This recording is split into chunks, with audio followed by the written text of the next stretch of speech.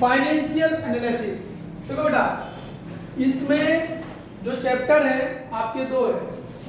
एक कहा गया है टूल्स ऑफ फाइनेंशियल एनालिसिस। अब इसमें दो तीन चैप्टर आते हैं, उसकी बात मैं करूंगा अभी। और अलग ही हेडिंग है कैश फ्लो स्टेटमेंट की। ये जो चैप्टर है, ये पूरा चैप्टर आपका 12 मार्क्स का है और ये चैप्टर जो है वो 8 मार्क्स का है। कैश फ्लो अकेला 8 मार्क्स का है। और इस चैप्टर के अंदर आपके 1, 2, 3 और 4 चैप्टर बनेंगे। ठीक है, ये 2023 की बुक है। इसमें आप देख सकते हैं, देखो बेटा तुम लोग को दिखा रहा हूं, देखो इसमें फर्स्ट है financial statement of a company, दूसरा है फाइनेंशियल स्टेटमेंट एनालिसिस और तीसरे नंबर पे है अकाउंटिंग रेशियो। 3 चैप्टर है इसमें।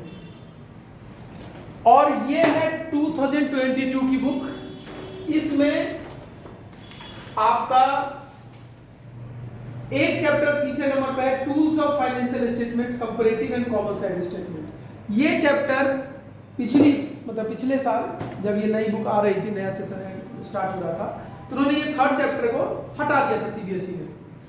जब 2023 की बुक प्रिंट हो गई उसके बाद इन्होंने फिर से इस चैप्टर को ऐड कर दिया, इसलिए नई बुक में नहीं है लेकिन सिलेबस में है। क्लियर है? तो इसमें सबसे पहला चैप्टर कौन सा आएगा आपका? सबसे पहला चैप्टर कौन सा है? Financial statement of a company. पहला है financial statement of a company. और दूसरा चैप्टर कौन सा है? Financial analysis.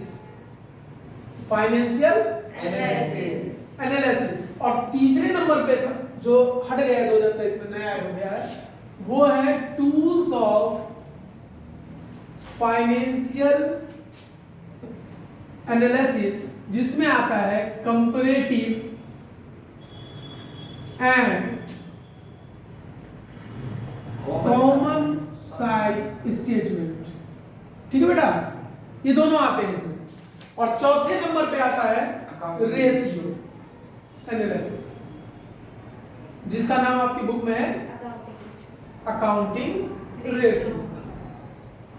अब ये चैप्टर कितने मार्क्स का था बेटा? ये जो पूरा का पूरा हेड था, ये कितने मार्क्स का था? 12। और मजे की बात देखो, जो ये चैप्टर है, ये चैप्टर आपका, ये चैप्टर 3rd नंबर एनालिसिस वाला, ये चैप्टर अकेले कितने मार्क्स का है? 4 मार्क्स का। और रेशियो एनालिसिस 5 से 6 नंबर में आते हैं, तो 5 नंबर तो फिक्स है इसका, तो 9 नंबर ही हो गए।